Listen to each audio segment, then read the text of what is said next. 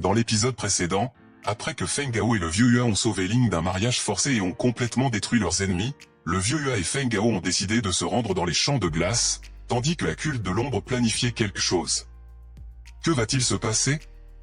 Avant de continuer, je tiens à vous présenter Wanimi Novel, notre nouvelle chaîne spécialement dédiée aux light novels qui n'ont pas encore été adaptés en manga. Les vidéos seront illustrées et animées par votre serviteur, moi-même. Aidez-nous à atteindre les 1000 premiers abonnés. Voici l'intro de la première série que nous allons lancer. Dans un monde futur, serions-nous capables de voyager dans le temps, de nous transformer en surhumains ou atteindre l'immortalité grâce à la science?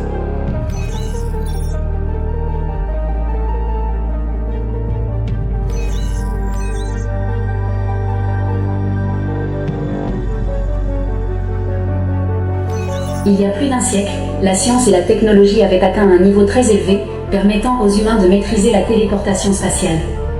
Cependant, cette avancée a conduit à la découverte d'un autre monde mystérieux. Un monde où la science perd son pouvoir, les missiles et armes nucléaires deviennent inertes, tout comme le reste de la technologie. Les règles de l'évolution sont dictées par des créatures mystérieuses. En éliminant les créatures de ce monde, l'humanité réalise que son évolution physique est intrinsèquement liée à la consommation de la chair de ces êtres étranges, inaugurant ainsi un nouveau chapitre dans son histoire. Avec la technologie rendue inutile, seules les compétences de combat primitives, telles que les arts martiaux anciens, prospèrent. Des écoles éminentes émergent, révélant ainsi la véritable puissance de l'ancienne sagesse. L'humanité, confrontée à l'évolution et au mystère de ce nouveau monde, inaugure une ère interstellaire. Un futur glorieux se profile sous les cieux étoilés, mais les défis abondent et l'avenir demeure à explorer. Et c'est dans ce monde que se trouve mon maître.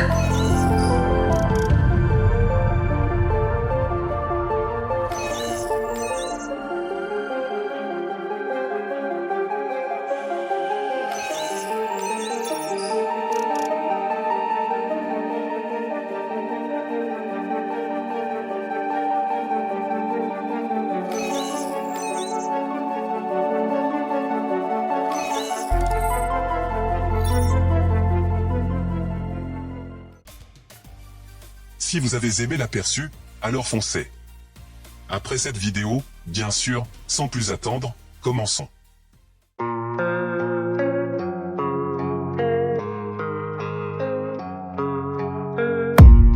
don't really know what comes next. I'm just doing my best, even though I'm so stressed out. Everything just feels like a test that I fail, so depressed when I can't seem to get out. But something deep inside won't let me quit. I swear that I'm inspired by all this shit. Tell me that I can and I won't. That's what guides me the most. Fuck your lies, I'll do what I want.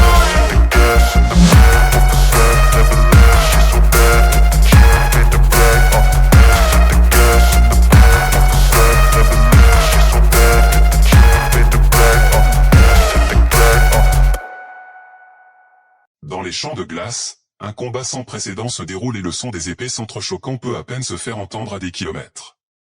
Depuis 3 longs jours, une bataille sans précédent se déroule entre les experts des 3 grandes villes, dans le but d'obtenir le cristal Xeno.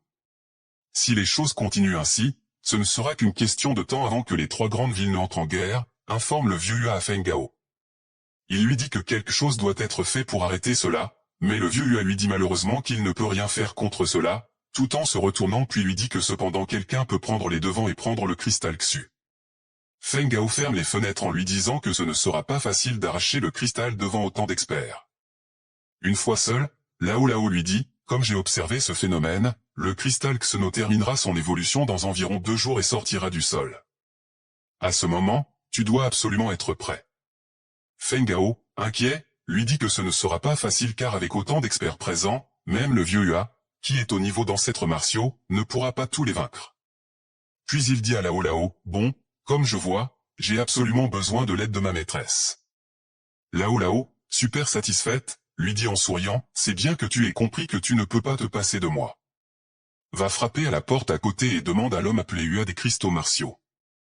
Prépare-toi, et si tu n'en as pas assez au moment venu, ne viens pas crier. Puis elle disparaît, laissant Feng Gao avec ses questions.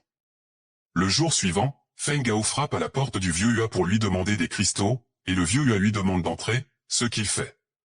Une fois sa demande faite, le vieux Hua sourit et lui dit qu'il s'attendait à cela, puis lui demande de combien il en a besoin. Feng Gao, un peu gêné, lui dit que plus on est de fous, plus on rit, et le vieux Hua lui jette des tas de pilules sur la table, puis lui demande si 50 serait suffisant. Feng Gao, gêné, lui dit que ce sera bien plus que suffisant, tout en le remerciant. Puis, regardant en direction des montagnes enneigées, il dit au vieux Hua d'une voix déterminée, « D'accord, vieux Hua, allons dans les profondeurs du champ de glace. Comme je le vois, le cristal Xeno sortira bientôt du sol dans les 2 prochains jours. » Le vieux Hua soupire et lui dit, « Mais il vaudrait mieux qu'on se déguise avant de causer des problèmes inutiles. » 2 jours plus tard, dans les champs de neige, de nombreux corps sont éparpillés un peu partout sur le sol gelé. Feng Gao, regardant les événements au loin, demande au vieux Hua si ce genre de conflit arrive à chaque fois que le cristal de Xu fait son apparition. Le vieux Hua lui répond, « Mon pays, dans le continent de Tianwu, avait déjà une profonde rancune, sans parler des cristaux Xeno. Parfois, ils se disputaient même pour un seul élixir, au point de perdre leur vie. » Feng Gao regarde au loin, un sourire d'enfant découvrant le monde, demandant au vieux Hua si ce qu'il voit est un iceberg. Mais le vieux Hua ne lui répond pas, lui disant simplement que le cristal va bientôt faire son apparition. Soudain, une avalanche se déclenche, emportant la plupart des experts qui se battaient entre eux. Ceux qui pouvaient voler ont réussi à s'en échapper, et ceux-ci regardent les autres dans le ciel avec arrogance, ce qui surprend Feng Gao. Il y a pourtant beaucoup de guerriers avec le niveau d'esprit martial, mais le vieux Hua le corrige tout de suite, lui disant qu'il y a aussi des guerriers avec le niveau d'anciens martiaux comme lui, et même plus puissants. En regardant la montagne enneigée, un tremblement de terre attire l'attention de Feng Gao ainsi que de tous les autres. Lao avertit Feng Gao que les cristaux sont en train de sortir du sol, mais Feng Gao, remarquant qu'il n'a pas la puissance nécessaire pour affronter tous ces gens et voler le cristal sous leur nez, demande une idée à Lao. Lao lui répond, « Quel empressement! Cela prendra du temps. Ne sors pas précipitamment, tu cherches juste la mort. » Tous les autres déjà dans les airs essaient de s'approcher au maximum de la montagne, mais soudain, une énorme onde de choc part de la montagne, envoyant tous les autres au sol, même le vieux Hua a dû construire un bouclier avec son énergie pour se protéger et protéger Feng Gao. Feng Gao regarde la scène en disant que le cristal sort enfin. Le cristal brille de 1000 feux, flottant au-dessus de la montagne de neige, et à la fois Feng Gao et le vieux Hua sont surpris de le voir. Le cristal brille et tous les guerriers courent dans le but d'être le premier à le prendre. Le premier à s'en approcher est un homme avec des compétences de voleur mais en une fraction de seconde avant même de mettre la main sur le cristal, celui-ci se divise en 2. Un guerrier chauve tente alors de le prendre mais se fait complètement figer par l'énergie dégagée par le cristal et son corps est détruit en plusieurs morceaux. Cela ne décourage cependant pas les autres qui veulent à tout prix être les premiers à mettre la main sur ce cristal. Mais tout ce qui s'approche du cristal se transforme en glace et celui-ci continue d'émettre une énorme quantité d'énergie. Feng Gao s'exclame de surprise en voyant que le cristal aspire l'énergie martiale glaciale du ciel et de la terre. Tous les autres fuient en réalisant que le cristal aspire également l'énergie de leur corps. Mais leur galère ne s'arrête pas là car ils entendent un énorme bruit approcher à toute vitesse. Alors qu'ils se demandent ce qui se passe, une énorme quantité de singes de glace s'approche d'eux, ce qui surprend également Feng Gao. Les singes foncent sans attendre en direction des guerriers pour prendre le cristal et évoluer, sans la moindre pitié, écrasant le premier homme qu'ils trouvent sur leur chemin. Les singes s'arrêtent au pied de la montagne, ce qui fait se demander à Feng Gao pourquoi ils n'y montent pas directement. Le vieux Hua lui explique qu'ils attendent probablement le roi. Alors que Feng Gao se demande s'il y a vraiment un roi des singes de glace, un énorme singe saute en leur direction, ce qui le surprend. Et enfin, le roi est là. Il se dirige vers sa troupe de singers. Une fois arrivé, il regarde les guerriers et lance un cri de guerre, ce qui fait se demander à Feng Gao si le roi des singes est au niveau d'un ancien martial, ce que confirme le vieux Hua. Le roi des singes ne semble intéressé que par une seule chose, le cristal. Feng Gao réalise alors que, vu que le singe possède déjà un attribut de glace, s'il mange ce cristal, il va évoluer à un niveau de guerrier martial vénérable. Pour ceux qui ne se rappellent pas des niveaux de cultivation de ce manga, voici un bref aperçu de ce dernier.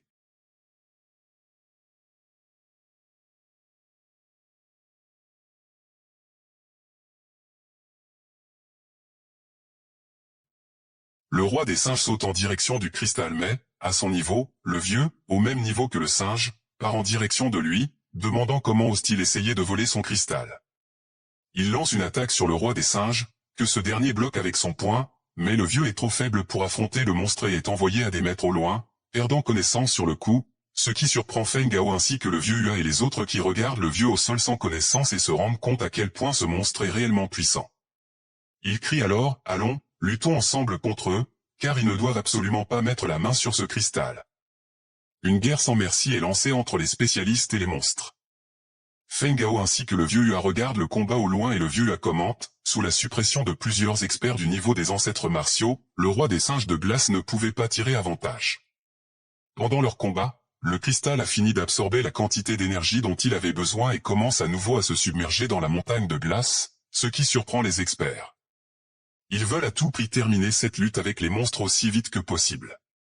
Le vieux Hua dit à Feng Gao, une fois que le cristal Xeno est absorbé par la montagne, il n'y a aucun moyen de l'obtenir à moins que toute la banquise ne soit soufflée en morceaux, et cela ne se produira pas du jour au lendemain. Feng Gao lui demande alors conseil sur ce qu'il doit faire, mais le vieux Hua lui dit qu'il n'y a rien qu'il puisse faire contre cela, tout en regardant le roi des singes détruire un par les spécialistes, tout en lançant son cri de guerre. Ceci attire plus de singes des glaces et, épuisés, les spécialistes regardent la bande s'approcher d'eux, furieusement, ce qui les surprend car ils sont nombreux, certains étant incertains sur quoi faire, tandis que d'autres sont prêts à les affronter jusqu'à la mort. La guerre pour le cristal continue et Feng Gao demande au vieux Hua si le cristal va vraiment tomber entre les mains du roi des singes de glace, ce que le vieux Hua confirme. Mais Lao refuse de laisser les choses se passer ainsi et demande à Feng Gao de lui montrer les cristaux martiaux qu'il a en sa possession, ce qui surprend Feng Gao. Il prend alors l'un des cristaux et le tient entre ses mains tout en demandant à Lao ce qu'elle peut faire avec ce cristal pour changer la situation. Lao rit en lui disant de laisser cela entre ses mains. En un instant, tous les cristaux commencent à flotter autour de lui et son corps est enveloppé par une aura dorée, ce qui surprend même Feng Gao lui-même et attire directement l'attention du vieux Hua qui pense, quelle aura puissante. Combien d'autres capacités terrifiantes ce jeune a-t-il en lui? L'énergie enveloppe complètement le corps de Feng Gao qui demande à Lao pourquoi il est hors de contrôle, et elle lui répond, disciple ingrat, ne me résiste pas, laisse-moi le contrôle. Son corps exhale une énorme énergie oppressante, attirant l'attention de tous les spécialistes ainsi que du roi des singes de glace, car son instinct l'avertit d'une menace imminente. Feng Gao se trouve alors en transe, lévitant au-dessus du sol avec les cristaux autour de lui. Son corps absorbe l'énergie des cristaux un à un jusqu'à ce que son corps soit enveloppé d'une énergie encore plus grande et plus puissante que les autres. Et Lao lui dit, à peine ai-je réussi à faire en sorte que tu aies cette puissance seulement pour quelques coups, disciple ingrat.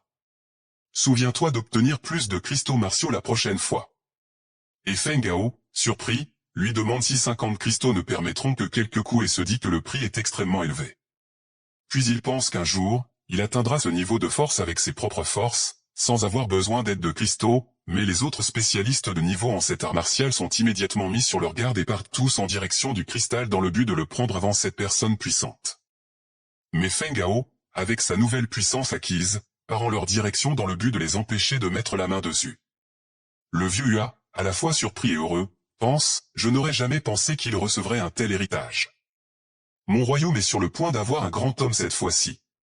Tout le monde court en direction du cristal, avec les singes de glace leur courant après, chacun d'eux voulant être le premier. Mais une main dorée se forme sur leur tête, qui s'avère être une attaque de Feng Gao, qui les écrase complètement et blesse leur corps, les dispersant partout sur le sol gelé. Parmi eux, une silhouette émerge, et c'est le roi qui n'a pas encore abandonné.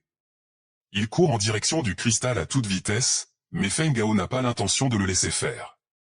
Il crée 2 énormes points avec son énergie récemment acquisée, d'un simple geste, lance l'un de ses points dorés sur le singe écrasé au sol. Feng Gao continue à s'approcher du cristal alors que les figurants disent que cette puissance est celle d'un vénéré martial. Même Feng Gao est encore plus surpris qu'eux, en disant « Cette puissance choquante tout à l'heure a été tirée avec ce bras ?» Quel genre de pouvoir céleste le maître possédait alors, rien qu'en empruntant de la puissance, pour émettre une telle force? Mais Lao chip et lui dit que c'était trop ennuyeux car la force qu'elle a pu lui prêter était trop faible. Se surprend Feng Gao en lui disant « Tu trouves que cette puissance était trop faible, mais arrête de discuter et atterris au sommet de la montagne où se trouve le cristal. » En libérant un peu de son énergie au soleil, il parvient à extraire le cristal de nouveau, qui vole dans le ciel, surprenant tous les spécialistes. Mais Feng Gao ne perd pas de temps et le met immédiatement dans son anneau spatial. Puis, d'un geste rapide, il saute dans les airs et disparaît complètement. Tous les autres spécialistes sont déçus de voir qu'ils se sont battus pour rien, mais au moins se réjouissent-ils de faire partie des survivants. Et le vieux Hua, qui a tout vu, se dit à lui-même, bon, il est temps de partir. Et le vieux Hua fonce dans la même direction que Feng Gao tout en suivant les traces de son énergie, alors qu'au loin Feng Gao fonce à toute vitesse tel un faisceau de lumière, puis atterrit devant une grotte en disant à Lao Lao, « Maître, juste maintenant, à l'iceberg, de quoi s'agissait-il » Et Lao Lao lui répond en lui disant, « C'est simple, il s'agit simplement de convertir ces énergies cristallines martiales pures en l'énergie de Xénochrist que je possède. Mais c'est encore trop faible pour utiliser la moitié de mon pouvoir. » Il continue en lui adressant un sourire fier, « Si j'avais 100 000 cristaux martiaux, il me serait toujours possible de porter une frappe à pleine puissance. » Ce qui surprend Feng Gao qui répète, « 1000 cristaux, pour montrer toute sa force dans ton interrogative. » Tout en pensant, c'est une action coûteuse. Et je dois encore 15 cristaux martiaux à vieux Hua. Lao Lao voit au loin le vieux s'approcher d'eux et dit à Feng Gao, « Le cristal Xéno est maintenant dans ton anneau, tu pourras le raffiner plus tard lorsque ce type nommé Hua arrivera. Sinon, ça poserait un gros problème d'être interrompu par les bêtes magiques, tout en disparaissant. » Et l'instant d'après, le vieux Hua arrive posé à l'entrée de la grotte, disant à Feng Gao, « Maître, tu as caché quelque chose de moi. » Surpris, Feng Gao lui demande pourquoi il lui dit cela et le vieux Hua lui répond, « 5 ancêtres martiaux, un sommet martial de niveau martial vénéré, le roi des singes de glace, des dizaines d'esprits martiaux et des centaines de singes de glace. Avec tant d'experts, pourtant le maître les a écrasés d'un seul coup, quelle puissance puissante. » Et Feng Gao lui dit, « Vieux Hua, merci beaucoup pour ton aide avec les cristaux martiaux. » Le vieux s'apprêtait à lui dire quelque chose mais ne lui dit rien, restant en silence tout en pensant que si seulement 15 cristaux martiaux lui ont permis de révéler une telle puissance, quel genre de puissance est-ce qu'il cache? Quelques instants après, le vieux Hua s'assoit devant la caverne, disant à Feng Gao de rester rassuré car il va protéger la caverne des monstres et de tout intrus pendant qu'il est en train de cultiver.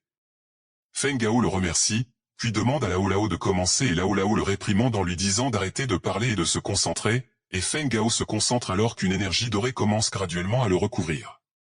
Notre scène change et nous sommes dans l'antre de la secte des ombres, la station du royaume Xilan. Et on peut entendre au loin quelqu'un dire, « Est-ce que tu dis que 2 hommes en robe noire ont arraché le cristal Xéno et vaincu tous les experts ainsi que le roi des singes de glace d'un simple coup de paume ?» Cette voix s'avère être celle d'un des chefs du culte s'adressant à l'un de ses disciples et ce dernier lui répond en lui disant, « C'est vrai, bien que la mort du roi des singes de glace n'ait pas été confirmée, les traces laissées sur l'iceberg sont suffisantes pour le prouver. Ce type en robe noire pourrait déjà être au niveau d'un vénérable martial. » Et le vieux casse le pinceau entre ses mains en entendant que celui qui a pris le cristal est un vénérable martial. Puis se lève en lui demandant si ces 2 hommes en noir sont de sa secte. Et le disciple lui dit, réponse aux anciens, il y avait un disciple présent qui avait rejoint le temple, et il a dit que les 2 hommes étaient habillés en robe noire, mais il n'y a pas de marque qui enseigne. Et le vieux furieux lui dit, comme tu viens de le remarquer ils ne sont donc pas des nôtres temples, puis lui jette du poison au visage en disant furieusement, gaspillage, aucune des petites tâches n'est correctement accomplie. Alors que le disciple souffre de l'effet du poison qui entraîne de faire fondre sa peau, le vieux lui demande quel est l'intérêt de le laisser en vie. Alors que le disciple se dissout complètement, le vieux lui demande qui étaient ces mecs puis hurle à pleine poumon, qui diable dans ce monde est en train d'attaquer mon temple? Un monstre rugit et fonce en direction du vieux Hua, ce qui le surprend mais d'un seul coup il arrive à le tuer puis en regardant l'énorme quantité de corps de monstres devant lui il se dit, il y a 7 jours déjà, pourquoi le maître n'est-il pas encore sorti? Il ne peut pas y avoir de problème, n'est-ce pas? Pour affiner un cristal Xéno avec le corps d'un pratiquant martial, que cela ait réussi ou non, pouvoir durer 7 jours était déjà un miracle. Alors que pendant ce temps à l'intérieur de la grotte Feng Gao est complètement recouvert de glace et Lao Lao se demande pourquoi Feng Gao n'a pas encore évolué et s'il y a quelque chose qui ne va pas avec lui, puis approche sa main en direction du bloc de glace en se disant qu'elle est peut-être la seule qui puisse lui donner un coup de main, mais en touchant la glace, ce dernier la repousse et se met à fondre et Feng a enfin atteint une nouvelle puissance. Une fois que Feng Gao ouvre les yeux, il crie de joie, « Waouh, j'ai évolué au niveau intermédiaire d'un maître en arts martiaux. » Lao Lao lui dit alors, niveau intermédiaire d'un maître, pas mal pour un xénocristal. À l'avenir, tu comprendras que la souffrance n'est pas vaine. Ensuite, Lao Lao lui demande d'essayer d'utiliser sa nouvelle puissance, car c'est le premier attribut qu'il a reçu. Curieux de voir sa nouvelle puissance, Feng Gao commence à concentrer de l'énergie dans sa main, souriant en ressentant sa nouvelle force. Il lance ensuite une énorme quantité d'énergie en direction de l'entrée de la grotte, alors que le vieux Hua garde encore l'entrée. Un vent froid le frappe, Ce qui le fait remarquer que Feng Gao a réellement réussi à absorber les cristaux.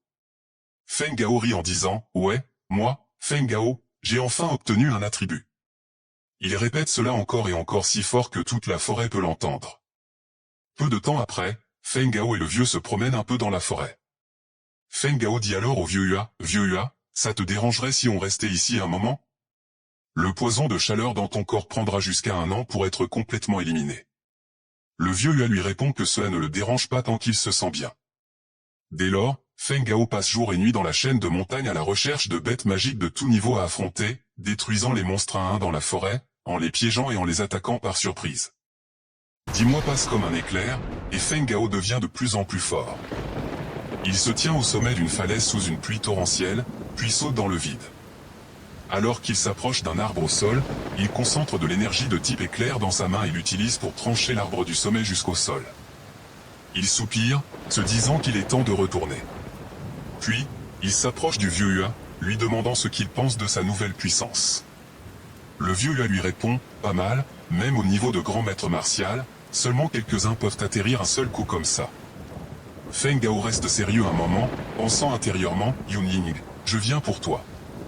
Une nuit tumultueuse passe, et au lever du jour, Feng est dans la grotte en train de traiter le vieux Hua une fois de plus. Une fois fini, heureux, il dit, félicitations, oh Hua, toute la chaleur et le poison dans ton corps ont été éliminés. Le vieux Hua, surpris, lui demande si c'est vrai, puis se prosterne en lui disant, beaucoup de merci pour ta gentillesse en retirant le poison, Hua Yanxian n'oubliera jamais ça. Cela gêne Feng Gao, qui s'approche de lui en lui disant qu'il n'a pas besoin de se prosterner ainsi. Une fois sorti de la caverne, Feng Gao dit à Hua, désormais, ne m'appelle plus maître quoi que ce soit, c'est assez gênant à entendre à chaque fois, avec un sourire gêné. Le vieux Hua accepte en lui disant qu'il l'appellera désormais le petit frère Feng. Puis, il lui demande où il compte aller maintenant, et Feng Gao lui dit qu'il compte se rendre à la capitale royale, à l'académie Feng Yoe. Le vieux Hua sourit en caressant sa barbe et lui dit, il se trouve que moi aussi, je retourne à la capitale royale. Donc si ça te dit, on peut y aller ensemble jusqu'au bout? Feng Gao sourit en lui disant qu'il ferait mieux de s'y rendre dès maintenant. Le vieux Hua déploie ses ailes d'énergie, attrape Feng Gao, puis part en direction de la capitale. 15 jours plus tard, on continue notre voyage en direction de la capitale. Feng demande au vieux Hua, pourquoi tant de personnes se dirigeaient vers la capitale, et le vieux Hua lui répond, petit frère Feng, tu ne le savais pas, mais c'est maintenant le moment des inscriptions à l'académie de Fanju. L'académie de Fanju accueille tous, quel que soit leur niveau de richesse. Tant que ton talent est suffisant, tu peux y entrer pour te cultiver. Même si tu es prince ou noble, tu n'entreras jamais si tu n'as pas suffisamment de talent. Ce ne serait que honte pour l'académie. Feng Gao reste silencieux tout en pensant, il reste encore quelques mois avant la période de 3 ans de l'accord avec Yun Ying. Si je veux la défier, je dois d'abord entrer à l'académie Fanju. Si je ne peux même pas être accepté à l'académie, je crains qu'elle ne paie rien. Mais de cette façon, je serai le petit frère de Shin, et... Feng Gao est là pour ton rendez-vous. Une fois arrivé à la capitale, Feng Gao est surpris de voir à quel point elle est grande. Le vieux Hua lui dit, il semble qu'il reste encore quelques jours avant l'inscription à l'académie Fanju. As-tu prévu où aller pendant ce temps, petit frère Feng? Et Feng rit d'une manière gênée en lui disant qu'il n'a nulle part où aller.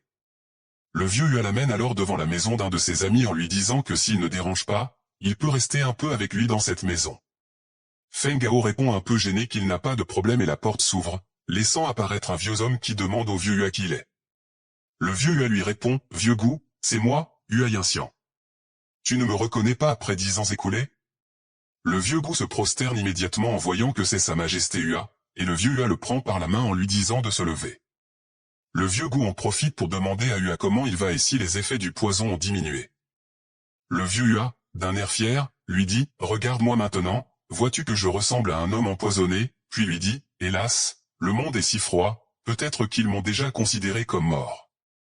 Le vieux goût confirme en lui disant, oui, au fil des années, seul le maréchal Yun venait de temps en temps, et personne d'autre n'est venu. Ce qui surprend Feng Gao en entendant ce nom. Le vieux Hua dit au vieux goût, le maréchal Yun? Tu parles de ce gamin Yunxian? Il a encore un peu de conscience. Feng Gao, furieux, pense au fait que ce vieux maréchal est sûrement le grand-père de Ying et que cela est bon à savoir. Le vieux goût dit au vieux Hua, mais ces derniers mois, il n'est pas revenu, j'ai entendu. Il s'est passé quelque chose dans le manoir du maréchal. Et le vieux lui dit qu'il a compris puis lui donne l'ordre de préparer une chambre pour Feng Gao car avant l'inscription à l'académie de Fanju, Feng Gao va rester avec eux. Le vieux Gu demande à Feng Gao de le suivre alors que pendant ce temps, le vieux Hua les regarde s'éloigner en se disant « Je mentionnais la famille Yun juste maintenant ». Il était évidemment touché, mais il a fait semblant de ne pas entendre. Pourrait-il être que l'ennemi qui le refusait de mentionner est la famille Yun? Déployant ses ailes, il se dit qu'il va le demander à Yung Xiong. Une fois arrivé devant la maison de la famille Yun, les soldats de garde lui demandent de s'arrêter mais d'un simple geste, le vieux Hua les envoie dans les airs en leur disant de ne pas se mettre sur son chemin. Mais plus de soldats arrivent et lui demandent de ne pas bouger en lui demandant comment il ose venir devant la maison de la famille Yun pour faire de tels tumultes. Mais curieusement, le vieux Hua leur dit de sortir de son chemin car il est venu voir Yung Qiong. L'un des généraux le reconnaît, ce qui surprend le vieux Hua. L'homme qui se présente comme le général Ding Jun du bras armé de la famille demande au vieux Hua si c'est vraiment lui. Puis, il se prosterne en lui souhaitant une longue vie à sa majesté et tous les autres soldats suivent son geste. Le vieux Hua les observe en pensant, cette équipe est la carte maîtresse du royaume de Xilan, le corps de la lame. À ce moment-là, il n'était pas sur la ligne de front, mais en train de garder la maison du maréchal. Il semblait qu'il se soit passé quelque chose à la maison de Yun.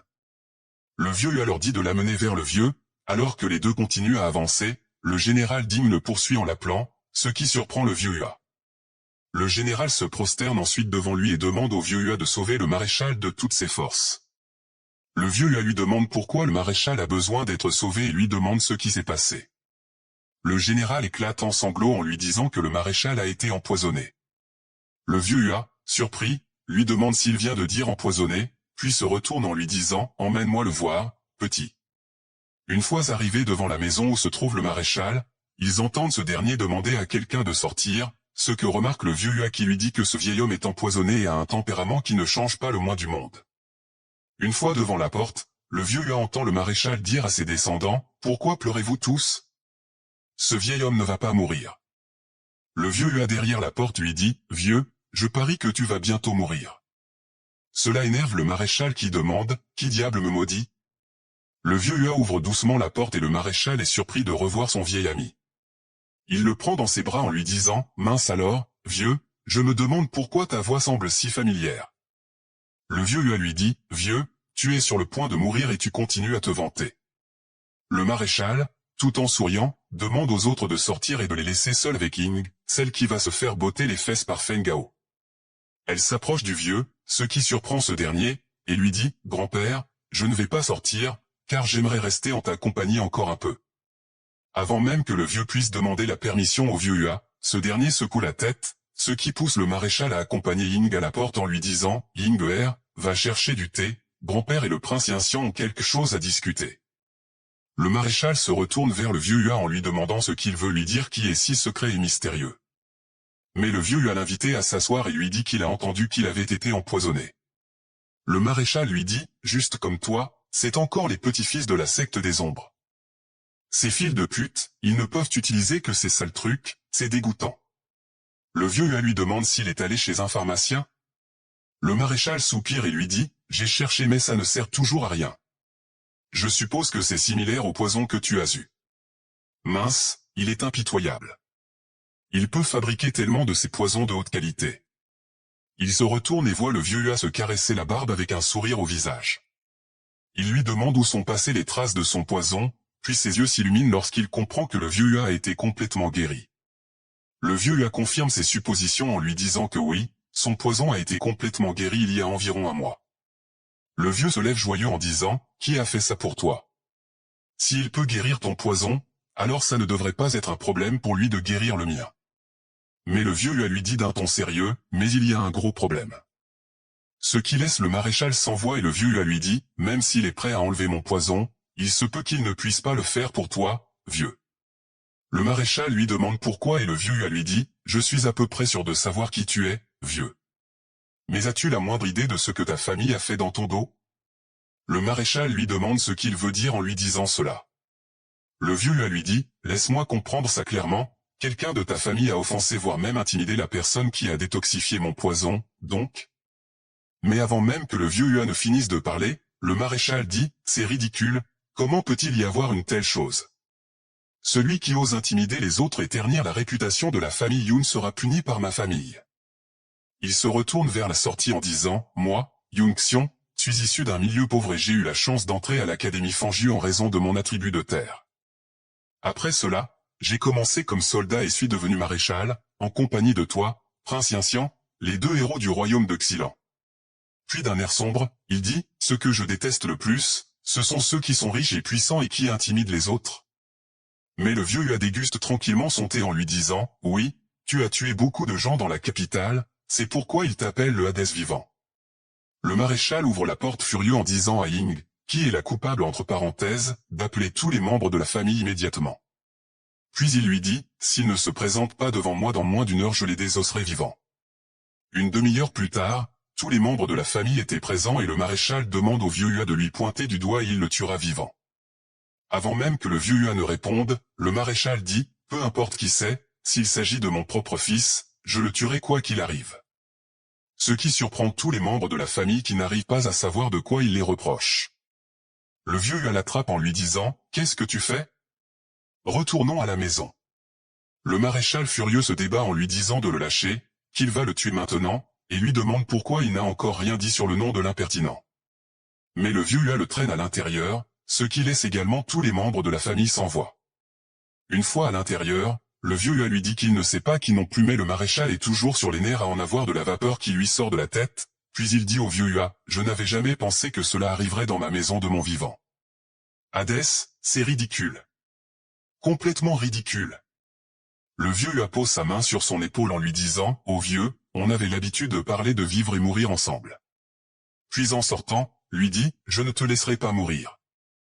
L'Académie Fanju, la première académie du royaume de Xilan, est réputée pour former les individus les plus puissants du royaume. Leur critère de graduation est au moins au niveau de maître martial, ce qui en fait une institution très sélective. Feng Gao se retrouve parmi la foule de personnes désireuses de rejoindre l'académie, se demandant pourquoi elles sont si excitées. Soudain, un homme s'approche de la foule furieusement. À côté de Feng Gao, quelqu'un murmure, j'ai entendu dire que cet homme âgé est Xiao Yuzhan, le vice-président de l'Académie Fanju. Il est au niveau d'un ancêtre martial. L'homme commence son discours, tout d'abord, au nom de l'Académie Fanju, je tiens à vous souhaiter à tous la bienvenue. L'Académie Fanju se concentre sur la formation des élites, peu importe leur statut. Tant que tu es doué, l'Académie Fanju te formera pour devenir l'élite du royaume.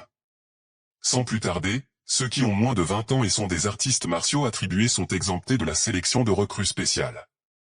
Maintenant, si tu es un artiste martial attribué, lève ta main immédiatement. Plusieurs personnes lèvent la main et le vice-directeur tend la sienne, envoyant des courants d'énergie vers ceux qui l'ont levé, les félicitant avant de se tourner vers la foule en déclarant, maintenant, commençons la sélection. Feng Gao réalise qu'il y a plus de 10 000 personnes présentes, mais seulement 1000 seront sélectionnées pour étudier ici, ce qui le frappe comme une cruauté sans nom. Quelques instants plus tard, dans la salle du premier test, le professeur leur annonce, commençons le premier niveau du test de pureté, pourquoi? Il explique que la pureté du Wuyang est divisée en 8 catégories, normale, basse qualité, moyenne qualité, haute qualité, qualité extrême. Il ajoute, mais tu n'as pas besoin de trop y penser, seulement les artistes martiaux peuvent atteindre un grade élevé. En ce qui concerne le grade extrême, il doit être raffiné en un cristal différent pour être possible. Et aussi le grade suprême, il était presque inexistant et n'était qu'une légende. Il montre ensuite les appareils derrière lui en disant, donc, tant que vous pouvez obtenir une note basse, vous pouvez essentiellement passer le premier niveau, avant de déclarer officiellement le début du test. Les étudiants se testent les uns après les autres, obtenant des grades différents. Feng Gao les observe, pensant intérieurement, Shin, tu sais quoi? Ton frère Feng Gao va te rejoindre bientôt. Alors, pendant ce temps à l'intérieur de l'académie, 2 étudiants discutent avec leur jeune camarade, lui conseillant de ne pas trop courir après une fille. Cependant, ce dernier insiste absolument pour voir cette fille aujourd'hui même. L'un d'eux remarque, je pense qu'elle acceptera la proposition de Huaxinu et Yunu. Après tout, l'un d'eux est le deuxième prince de mon royaume de Xilan et l'autre est le premier petit-fils de Madame Yoon de la famille Non. Cette remarque fait rire ses camarades et l'un d'eux lui dit, tu es le premier petit-fils du premier ministre. Comment peux-tu être pire qu'eux? En plus, tu es si beau et élégant. Mais il leur ordonne de se taire car il voit la fille de ses désirs devant lui. Il commence alors à l'appeler de manière idiote. Cette fille se révèle être Shin, l'amie de Feng Gao, qui reste toujours aussi mignonne. Cependant, elle se retourne immédiatement lorsque le jeune homme la suit en continuant à l'appeler pour lui demander de l'attendre. Elle continue son chemin jusqu'à arriver près du vice-directeur devant l'académie, qui lui demande ce qu'elle fait là. Elle lui répond en lui disant qu'elle est juste venue jeter un coup d'œil. Les étudiants qui ont entendu sa voix et l'ont vu se mettent tous à fantasmer sur elle et sa beauté. Feng Gao, qui les a entendus parler, se demande si tous ces gens sont là pour passer un examen ou juste pour regarder de jolies filles. En se retournant, il réalise que c'est Shin. De son côté, Shin regarde la foule en pensant, « Frère Ao, combien de temps Shin doit-il attendre pour toi? Si tu ne viens pas cette fois-ci, alors tu devras attendre encore une année. » Le jeune homme précédent s'approche d'elle en lui demandant ce qu'elle est en train de chercher et s'il peut l'aider, mais Shin lui dit qu'elle n'a pas besoin de son aide, tout en se retournant irrité. Pendant ce temps, Feng Gao observe le jeune homme courir après Shin, et furieux, il se demande qui est cette personne. Il se demande si Yun Yin l'a mise en place. Cependant, Lao lui dit de se calmer car ce n'est pas ce qu'il pense. Feng Gao lui demande alors ce que c'est, et Lao lui explique, « Idiot. Que penses-tu qu'elle fait devant l'académie? Tu ne sais rien de la psychologie des filles. » Heureux, Feng Gao dit à voix haute, « Donc Shin est venu voir si j'étais ici, et il entend le professeur l'appeler pour passer le test. » Une fois arrivé devant le professeur, il lui demande s'ils peuvent commencer, et le professeur lui dit que oui. Feng Gao met sa main sur le pilier et une énorme flash de lumière en sort. Il demande à l'instructeur s'il a passé le test, alors que ce dernier est choqué, il lui répond, « Bien, tu es de bas niveau, tu as passé le premier test. » Feng Gao le remercie, mais le professeur lui demande d'attendre. En le regardant, le professeur pense, quelque chose ne va pas. Normalement, quand les gens passent un test, la lueur se sublime lentement, mais ce jeune homme est juste monté en flèche en un éclair. La pureté de ce jeune homme, Wu Yuan, était bien plus que juste une faible qualité, mais il a fermé sa main trop rapidement.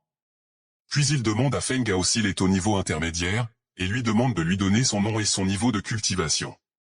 Feng Gao lui donne son nom, lui dit qu'il a 14 ans et qu'il est au niveau de maître martial. Le professeur est surpris qu'il soit arrivé à ce stade alors qu'il n'a que 14 ans. En le regardant, il pense, basé sur l'énergie que je ressentais, il était effectivement déjà un maître martial, et également au rang intermédiaire. Feng Gao lui demande s'il a d'autres questions à lui poser, alors que le professeur est toujours en train de penser, se demandant, quel genre de monstre est ce gamin de 14 ans, un maître martial en phase intermédiaire? C'est quelque chose qu'un élève de niveau génie peut seul accomplir. Pas beaucoup de ces génies pourraient même faire ça. Il se reprend et dit à Feng Gao, « Tu as réussi. Tu peux te préparer pour la deuxième étape de sélection demain. » Feng Gao le remercie. Le jour suivant, le deuxième tour de l'examen est annoncé, et il s'agit d'un duel entre les étudiants. Feng Gao reste parmi eux en écoutant les autres parler de leurs forces et des règles de ce tour. Les étudiants se mettent à hurler de joie car le premier combat est sur le point de commencer. Feng Gao les regarde en se demandant, « À ce niveau qu'ils ont, ne serait-il pas un peu intimidant pour moi d'y aller ?» Alors que le professeur annonce le prochain combat qui sera entre Feng Gao et Shen Yun. Alors que Feng s'apprêtait à monter sur l'arène, un jeune homme lui court après et Feng Gao lui demande ce qu'il veut. Le jeune homme lui dit, « Si tu perds délibérément contre moi, je te compenserai avec 100 000 pièces d'or. » Comment ça sonne? Feng Gao ne lui répond rien et continue sur son chemin, alors que le jeune homme continue en lui disant, « Pourquoi tu ne dis rien? Est-ce que c'est trop peu? Alors je vais te donner 1 million. » Feng Gao l'ignore complètement, ce qui l'irrite, et il dit à Feng Gao qu'il va le démonter en pièces détachées sur l'arène. Une fois sur l'arène, le professeur débute le combat et Feng lève l'index en l'air, ce qui rend le jeune heureux, pensant qu'il voulait 1 million. Mais Feng Gao l'interrompt en lui disant, « Non, j'ai dit que j'allais te vaincre en un seul mouvement », ce qui irrite le jeune qui lui court dessus en lui disant de mourir. Mais Feng Gao attrape sa main comme si de rien n'était, ce qui choque le jeune. Feng Gao exerce alors un peu de force sur sa main et le jeune crie, demandant à Feng Gao de ne pas le tuer et admettant sa défaite. Feng Gao lui dit alors, « Si tu ne veux pas te faire mal, allonge-toi par terre et ne te relève pas. » Le vice-directeur demande au professeur s'il parlait de ce garçon, ce que le professeur confirme. Le vice-directeur lui dit alors que ce n'est pas mal qu'il ait pu atteindre un tel niveau à son âge et lui dit, accepte-le tout de suite. Le garder ici pour sélectionner est une perte de temps. Le professeur acquiesce et se dirige vers Feng Gao, lui annonçant qu'il a été accepté dans l'académie et qu'il doit se rendre à l'entrée où quelqu'un l'attend. Cela surprend Feng Gao qui lui demande pourquoi c'est si rapide. Le professeur le regarde un moment sans rien dire, puis lui dit « Il semble que tu seras un étudiant dans ma classe à partir de maintenant. Je suis ton instructeur, C.H. Ming. » Feng Gao le remercie respectueusement. Cela fait rire le professeur qui lui demande de le suivre. Une fois entré dans les cours de l'académie, il entend la voix de Lao Lao lui dire « Quel endroit formidable. C'est une bonne chose de s'entraîner ici. » Puis elle se met à rire en lui disant « Il y a une aura de cristaux extraterrestres sur ce campus. » Ce qui illumine les yeux de Feng Gao, il tourne la tête comme un fou à la recherche du cristal et Lao Lao lui dit « Eh, regarde-toi. Tu y as pris goût ? Tout d'abord, va doucement. Il est censé être dans la direction du sud-est, mais il est si bien caché que je ne sens que vaguement quelques fluctuations. Quant aux attributs, tu devras t'approcher pour les découvrir. Je suis désolé, je crains que ce cristal alien ne soit pas simple. » Cette phrase surprend Feng Gao qui lui demande ce qu'elle veut dire. Lao Lao sourit en lui demandant s'il veut le cristal et Feng Gao rit bêtement en lui disant que oui.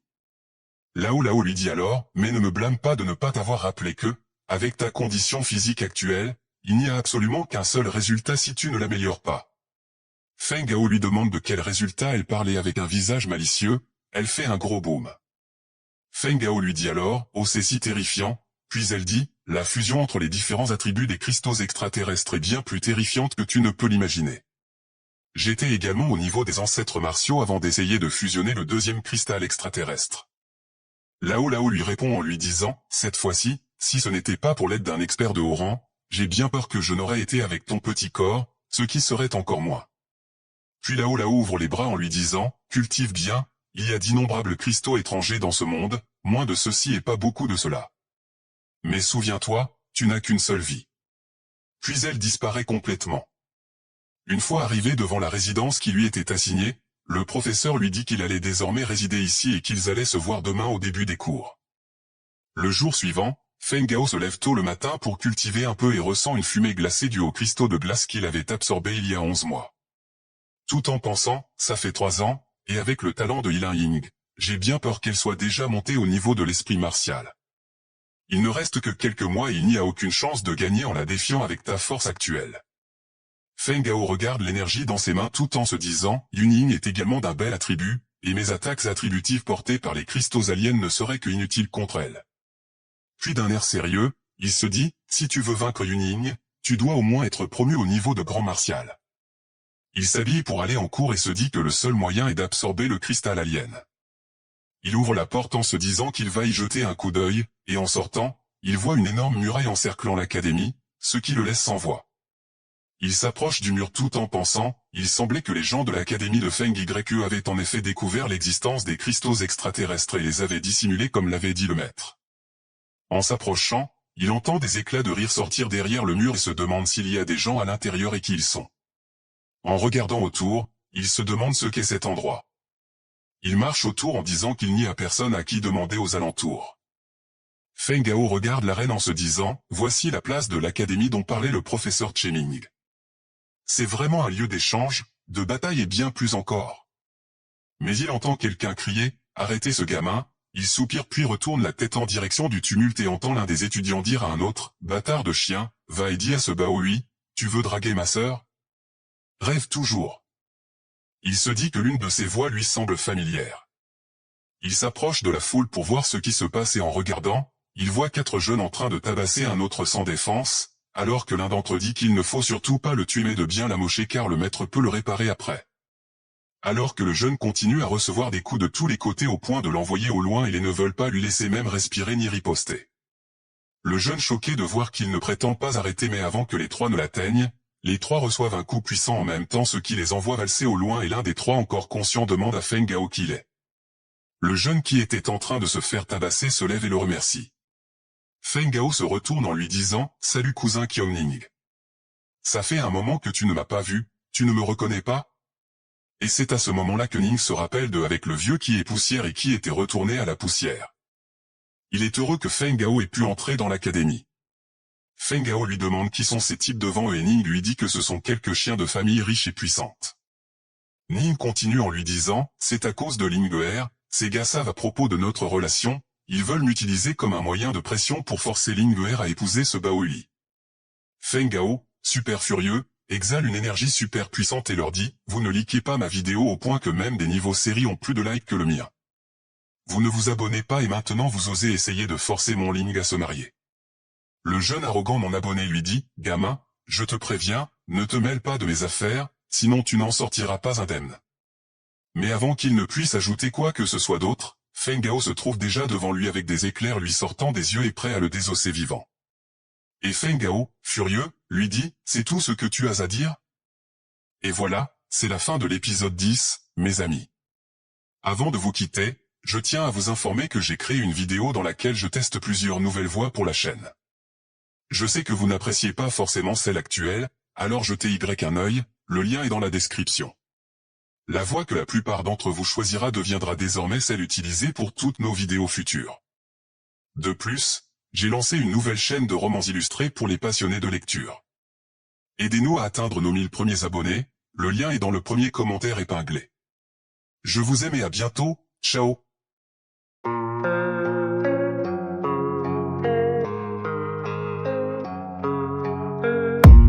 I don't really know what comes next, I'm just doing my best even though I'm so stressed out. Everything just feels like a test that I fail, so depressed when I can't seem to get